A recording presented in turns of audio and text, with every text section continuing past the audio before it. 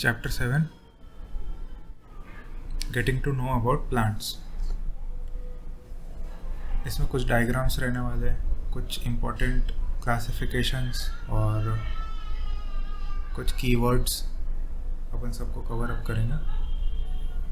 सबसे पहले प्लांट्स को क्लासिफाई किया है 5 टाइप्स में, और ये 5 टाइप्स हैं हर्ब्स, श्रब्स, ट्रीज, क्रीपर्स और क्लाइंबर्स।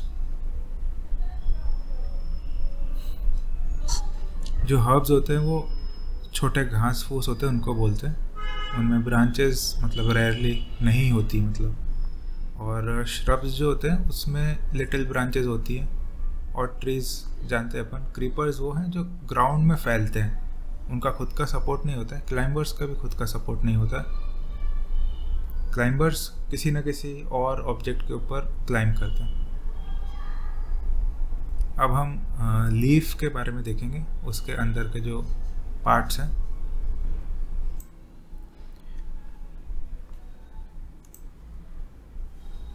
जहाँ से लीफ निकलती है उसको स्टेम बोलते हैं, और स्टेम और जो लीफ का जिस पे सनलाइट गिर रही है उसके बीच में भी जो होता है इसको पेंटियोल बोलते हैं। मेरे से एन लग गया, एन नहीं आता उसमें। लैमिना है ये, वही वाला पार्ट, मतलब जिस पे लाइट गिर रही है, ठीक है, ये लैमिना होता है। और जो मतलब पेंटियोल है उसके साइड से ग्रोथ होता है, उसको भी मैं बताऊंगा क्या बोलते हैं। जो लीफ की बाउंड्री है उसको मार्जिन बोलते हैं। ये अंदर वेन्स होती है, और वेन्स का जो मिड वाला पार्ट है उसको मिड रिब बोलते हैं। और जो वेन्स की भी छोटी वेन्स निकल रही है उनको वेन्यूल्स बोलते हैं। ये जो आउटग्रोथ्स हैं पेटियोल के बाजू में इसको स्टिप्यूल बोलते हैं।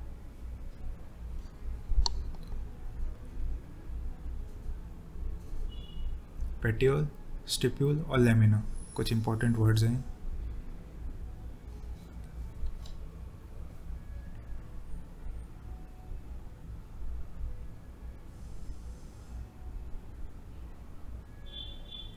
अब हम टाइप्स ऑफ वेन्स में जा रहे हैं, लीव्स के अंदर जो होती हैं।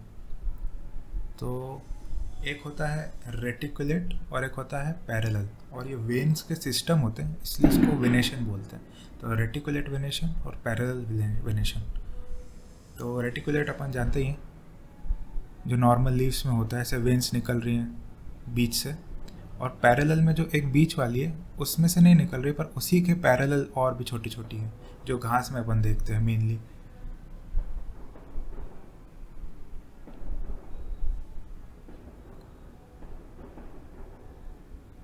एक और वर्ड है ट्रांसपिरेशन। ये एक प्रोसेस है जिसके थ्रू वाटर वेपर प्लांट से निकल के बाहर जाता है। फोटोसिंथेसिस हम जानते ही हैं, जो फूड बनाने की प्रोसेस है, पर इसमें यह याद रखने की चीज़ है कि कौन सी 3 चीज़ एसेंशियल है फोटोसिंथेसिस परफॉर्म करने के लिए। सनलाइट, वाटर और कार्बन डाइऑक्साइड, ये 3 चीज़ें एसेंशियल है। इसके थ्रू प्लांट्स फूड बनाते हैं।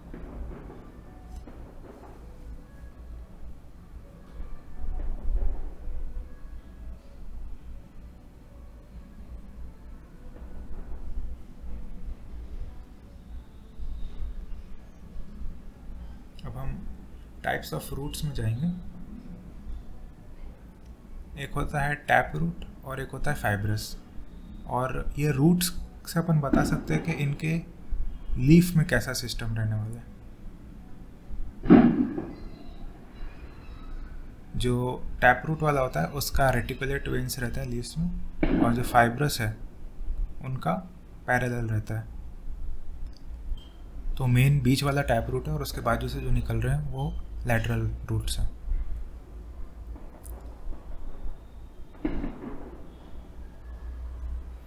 अब हम फ्लावर पे मूव कर रहे हैं। तो फ्लावर पहले एक बर्ड के फॉर्म में रहता है, फिर खुल जाता है, तो उसके बाद उसको फ्लावरिंग बोलते हैं। तो जो मेन मतलब कलरफुल रहते हैं उनको पेटल्स बोलते हैं, और जो उनका बाजू में नीचे से ग्रीन ग्रीन जिससे वो निकलता है उसको सेपल बोलते हैं।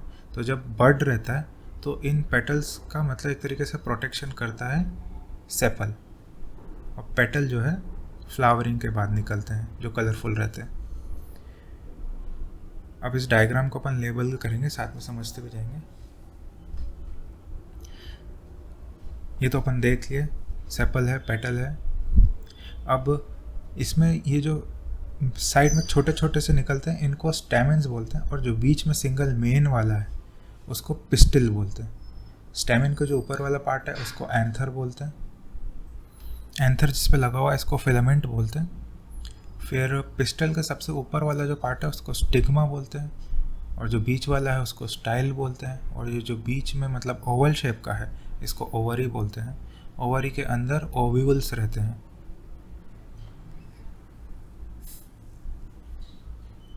और जिस पे फ्लावर लगा हुआ है जो स्टेम से निकलता है उसको पेडंकल बोलते हैं। और जैसा कि अपन ने देखा था लीफ के केस में पेटियोल होता है, एन यहाँ भी लगा दिया मैंने, इसको पेटियोल बोलते हैं। चैप्टर 8 पे मूव कर रहे हैं अब अपन, बॉडी मूवमेंट्स।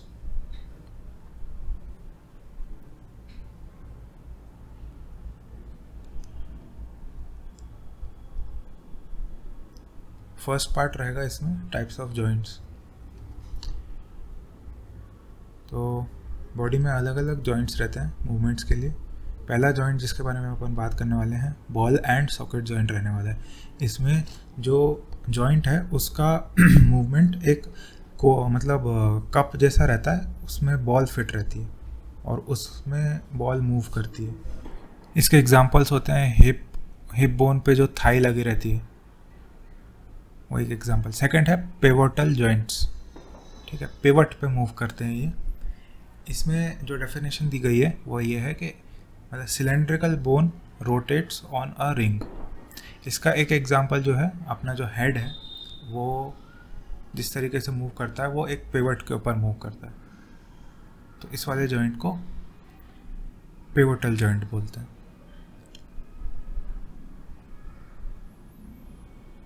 थर्ड जॉइंट जो है वो है हिंज जॉइंट। हिंज मतलब जो दरवाजे में हिंज रहता है, दरवाजे का मूवमेंट, दरवाजा पूरा तो मूव करता नहीं है, थोड़ा सा एक एंगल ही मूव करता है, उसके आगे वो मूव नहीं करता। इसमें भी जैसे क्रॉस वाला जो एरो है वहाँ पे मूव नहीं करेगा, बस उतने में लिमिटेड एरिया में मूवमेंट रहने वाला है। तो इसके एग्जांपल्स हैं एल्बो और नी।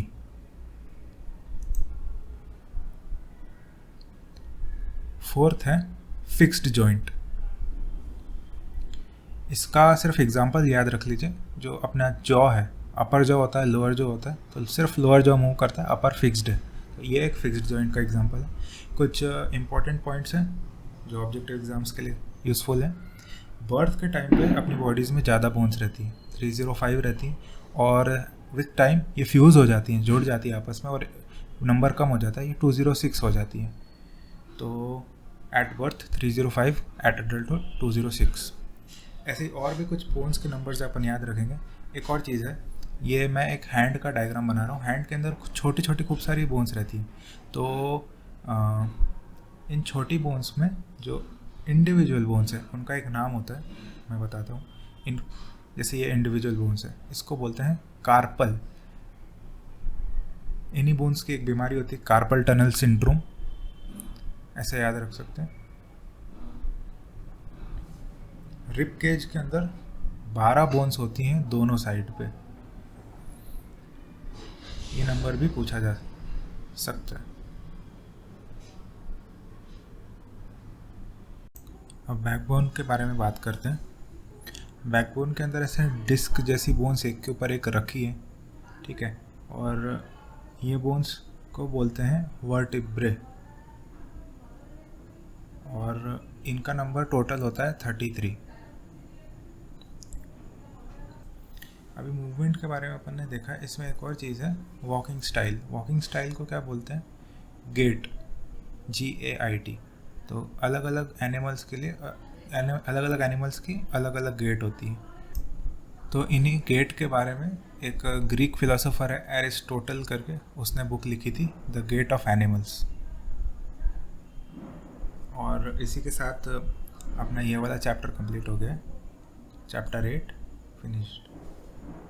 अब हम चैप्टर 5 के बारे में बात करने वाले हैं, जो कि अपन को पहले करना चाहिए था, ये लास्ट में आ गया। इस चैप्टर का नाम है सेपरेशन ऑफ सब्सटेंसेस।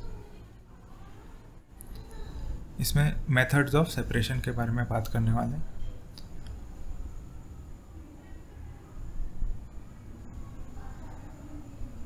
पहला मेथड इसमें हैंड पिकिंग है, हाथ से पिक करके चीज़ें अलग करना। सेकंड है थ्रेशिंग।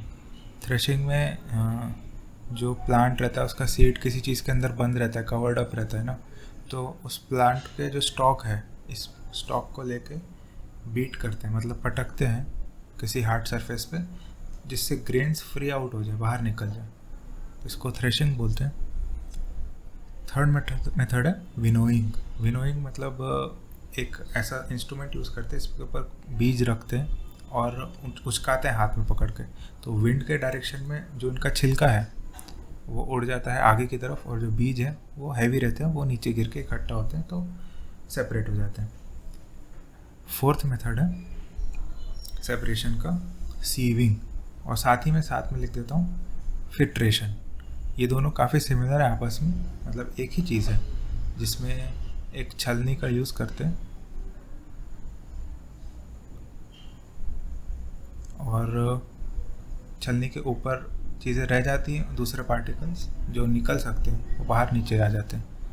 तो इन दोनों में बस एक ही डिफरेंस है, वो है कि सीविंग में सॉलिड पार्टिकल्स में से छोटे सॉलिड पार्टिकल्स नीचे गिर जाते हैं, सॉलिड फ्रॉम सॉलिड सेपरेट करते हैं, और फिल्ट्रेशन में सॉलिड फ्रॉम लिक्विड और गैस।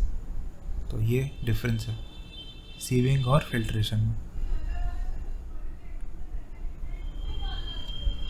आगे कुछ और सेपरेशन के मेथड्स हैं।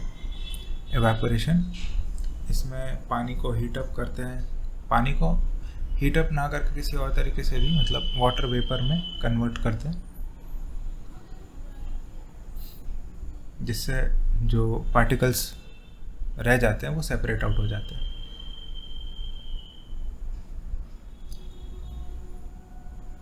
फिर कंडेंसेशन इसी प्रोसेस का एक पार्ट है, जिसमें अपन को अगर पानी सेपरेट करना है तो पानी को कैसे करेंगे, इसी जो वेपर है इसको कूल डाउन करके या किसी तरह कलेक्ट करेंगे उसी वाटर वेपर को वापस वाटर लिक्विड फॉर्म में, तो उसको कंडेंसेशन बोलते हैं।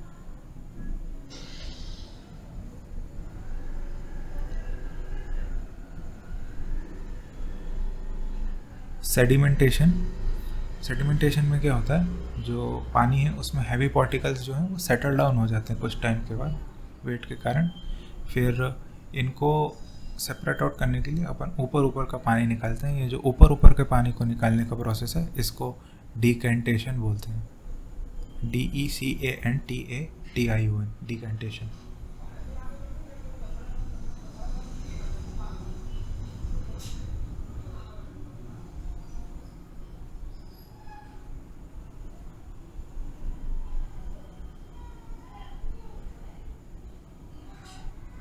सैचुरेशन एक और वर्ड है जो यूज़ किया गया है। एक लिमिट पॉइंट होती है सैचुरेशन लिमिट, उसके बाद पानी में घुलने की क्षमता ख़त्म हो जाती है। आप नमक मिलाते जाओ, कुछ टाइम के बाद वो मिलना बंद हो जाएगा पानी के साथ, उसको सैचुरेशन बोलते हैं। और इसी के साथ चैप्टर 5 फिनिश हो गया।